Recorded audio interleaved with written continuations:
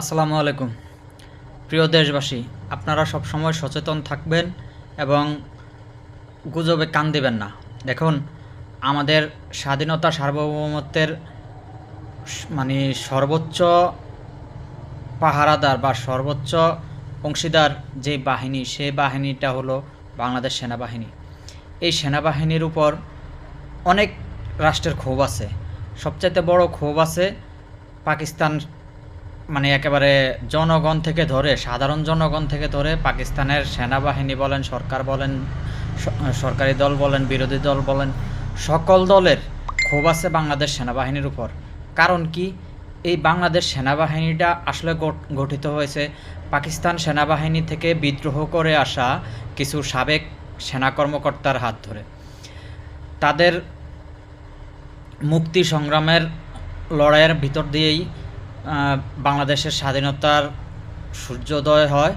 আবার স্বাধীনতা পরবর্তী সময়ে সেই সকল সেনাবাহিনীর অফিসারদের হাত ধরে বাংলাদেশ সেনাবাহিনী গঠিত হয়। তাই বাংলাদেশ সেনাবাহিনীর প্রতি পাকিস্তানের একেবারে A to Z সকল শ্রেণীর নাগরিকের ক্ষোভ আছে। আবার বাংলাদেশের স্বাধীনতা পরবর্তী সময়ে ভারতের সাথে কিছু মিসআন্ডারস্ট্যান্ডিং হয় বাংলাদেশ সেনাবাহিনীর। সেই সূত্র ধরেই কিন্তু ভারতেরও ক্ষোভ আছে বাংলাদেশের উপরে। তার পরবর্তী সময়ে আবার ভারত মনে করেন বিভিন্ন সময় বাংলাদেশের উপর দাদাগিরি করতে চেয়েছিল।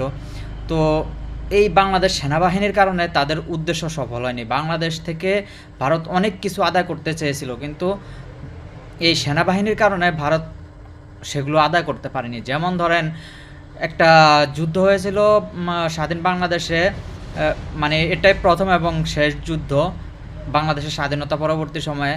বড়াইবাড়ির যুদ্ধ নামে একটা যুদ্ধ হয়েছিল।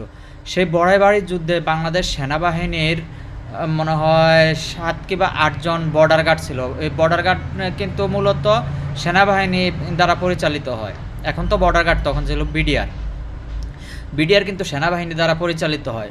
তো এই 7-8 জন বর্ডার গার্ডের কাছে ভারতের কয়েকটি ব্যাটালিয়ান পরাজিত হয় বড়াইবাড়ি যুদ্ধে। এই বড়াইবাড়ি যুদ্ধ নিয়ে কিন্তু আপনারা হয়তো অনেকেই অবগত নেই বা অনেকে ভুলে গেছেন।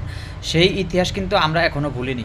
এই বড়াইবাড়ি যুদ্ধে কিন্তু ভারত শোচনীয়ভাবে পরাজিত হয়ে অবশেষে নিজেদের সেনাদের লাশ, নিজেদের সীমান্তরক্ষীদের লাশ বাংলাদেশের সীমান্তে ফেলে রেখে পালিয়ে যায়। সেই সূত্র ধরে ভারতেরও ক্ষোভ আছে বাংলাদেশ সেনাবাহিনীর উপর। এখন আবার নতুন করে আপনার পিনাকি ভট্টাচার্য দিন নাই রাত নাই সারাদিন কিন্তু